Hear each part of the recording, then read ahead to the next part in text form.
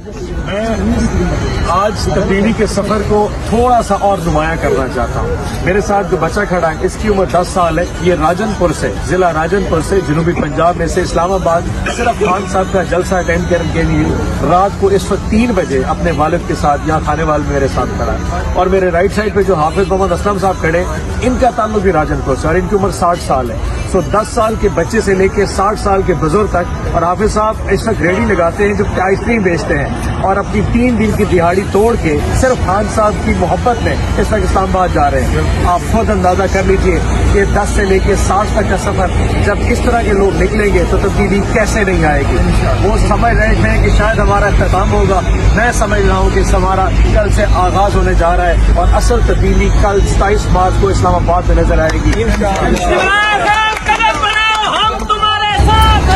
آپ کو سب کو یہ جان کی بڑی خوشی ہوگی، اس وقت صبح کے 4:30 بجے اس وقت اذانیں ہو رہی ہیں اور چھٹا ضلع، جنوبی پنجاب کا چھٹا ضلع بہاولپور ڈسٹرکٹ اور بہاول نگر ڈویژن کہ ان کے جو صدور ہیں اپنے ضلعوں کے دوستوں کے ساتھ اس وقت میرے ساتھ موجود ہیں. ملک اسکر جویا، نعیم بڑائے، مظفر امان اور باقی سارے دوست یہاں پہ موجود ہیں.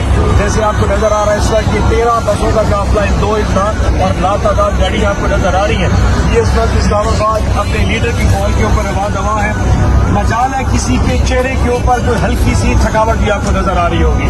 اس کی وجہ یہ کوئی ہم کسی وہ کہتے ہیں نا پٹواریوں کی طرح کارواں نہیں کے لے کے جا رہے. ہر شخص اپنے خرچے کے اوپر اپنے لیڈر کی اس ایک آواز، اس کال کے اوپر اس وقت اسلام آباد جا رہا ہے تاکہ ہم وہ جواب دے سکیں ان تمام چوروں کو، ان تمام چوروں کے ٹولوں کو کہ ہم آج بھی اپنے لیڈر کے ساتھ کھڑے ہیں. اور جو سمجھتے تھے کہ ہمارا اختتام ہے، آج انہیں بتا دو کہ اصل میں تو یہ آغاز ہے.